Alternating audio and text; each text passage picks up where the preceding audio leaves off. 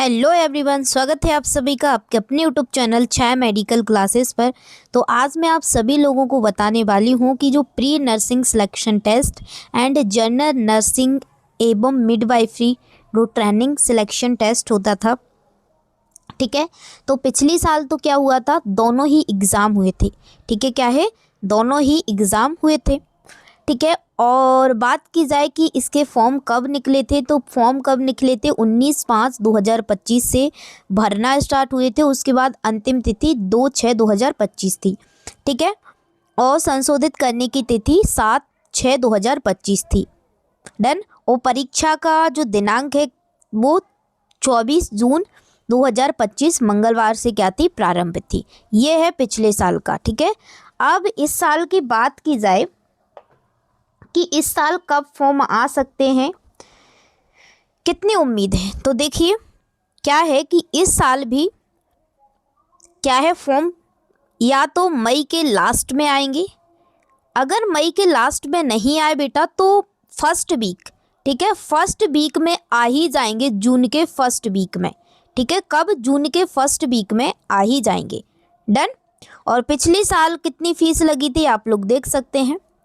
अनारक्षित अभ्यर्थियों के लिए 400 रुपये रखी थी। अनुसूचित जाति, अनुसूचित जनजाति, अन्य पिछड़ा वर्ग, निसंजन एवं ईडब्ल्यूएस अभ्यर्थियों के लिए कितनी, 200, केवल मध्य प्रदेश के निवासियों के लिए, ठीक है ना।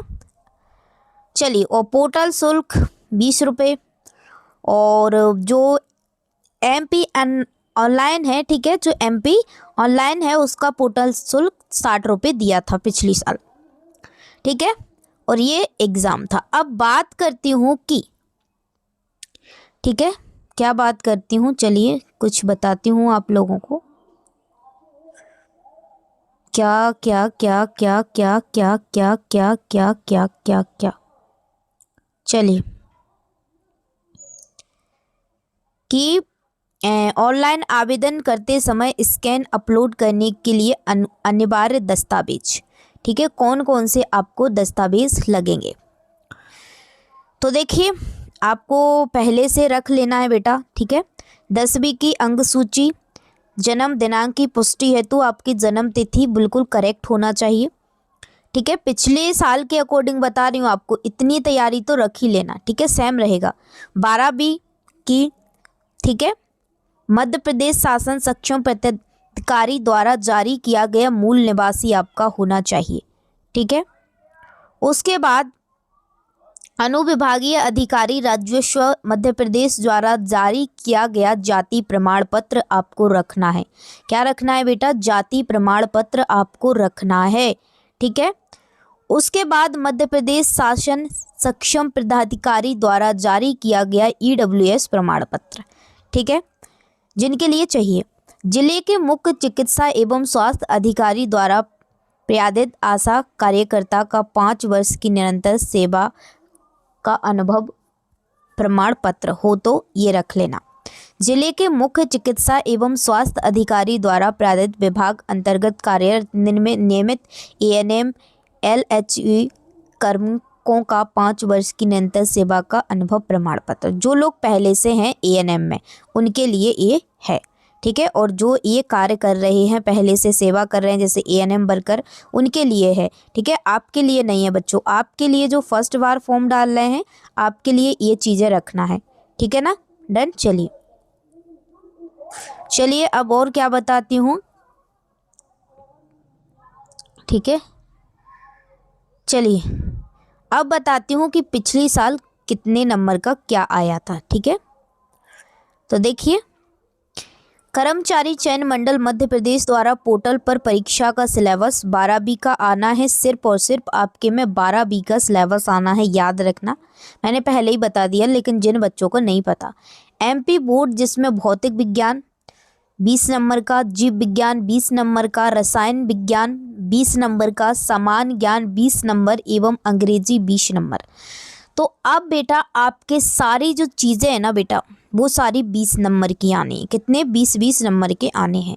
तो किसी भी सब्जेक्ट को आपको स्किप नहीं करना है, ठीक है। फिर भी फोकस आपको पहले किस पे करना है, ठीक है, किस पे करना है। सामान्य विज्ञान में भी आपके बायोलॉजी के काफ़ी क्वेश्चन आ जाते हैं डिसीज वगैरह से, ठीक है। तो अंग्रेजी में आपको फोकस करना है, अंग्रेजी सिंपल सी आती है, ज़्यादा हैवी नहीं आती है। जीव विज्ञान में तो आपके कटना ही नहीं चाहिए बेटा, और फिजिक्स केमिस्ट्री तो सभी सब्जेक्ट को आपको कवर करना है। डन। अब चलिए और बता देती हूँ आपको, चलिए, कि यहाँ पे जो चीज़ है कि कर्मचारी चयन मंडल मध्य प्रदेश भोपाल द्वारा संचालित परीक्षा में केवल उन्हीं उम्मीदवारों के नाम सफल उम्मीदवारों की सूची में सम्मिलित किए जाएंगे जिन्होंने निर्धारित कुल अंकों में से अंककारी अंक प्राप्त किए। ठीक है, मतलब कि आपके लिए अनारक्षित ईडब्ल्यूएस वर्ग उम्मीदवारों के लिए 50 परसेंटाइल मार्क्स होना चाहिए, सामान्य वर्ग व दिव्यांगजन के लिए, ठीक है, 45 परसेंटाइल, अनुसूचित जनजाति, ठीक है, अनुसूचित जाति एवं अन्य पिछड़ा वर्ग के उम्मीदवारों के लिए 40 परसेंटाइल न्यूनतम अहितकारी अंक होंगे। ठीक है, इतने होना चाहिए। डन। चलिए आगे बढ़ते हैं और कुछ बताती हूँ आप लोगों को पिछले साल के अकॉर्डिंग, जिससे आपको सब कुछ समझ में आ जाए। डन। चलिए, तो बच्चों ये जानकारी मैंने आप सभी लोगों को प्रोवाइड कर दी, और कुछ भी जानना है एमपीपीएनएसटी से रिलेटेड, यूपीसी नेट, जिस भी बीएससी नर्सिंग से रिलेटेड, नीट से रिलेटेड कुछ भी सवाल है कमेंट कर देना। पिछले साल के अकॉर्डिंग देखा जाए तो आपका जो एग्ज़ाम फॉर्म है बेटा मई के लास्ट में या फिर जून के फर्स्ट वीक में आ ही जाएगा, और आपका जो एग्ज़ाम है वो जुलाई के अंदर हो जाएगा। ठीक है, पिछले साल के अकॉर्डिंग देखा जाए। ठीक है, और अगर आपको जीएनएम एएनएम करना है तो आपका एडमिशन डायरेक्ट क्लास 12 के मार्क्स पर होगा। ठीक है, याद रख लेना। और माइनस मार्किंग की बात की जाए तो बेटा माइनस मार्किंग दोनों टाइप से है, हो भी सकती है और नहीं भी हो सकती है। ठीक है ना, तो दोनों तरीके से है।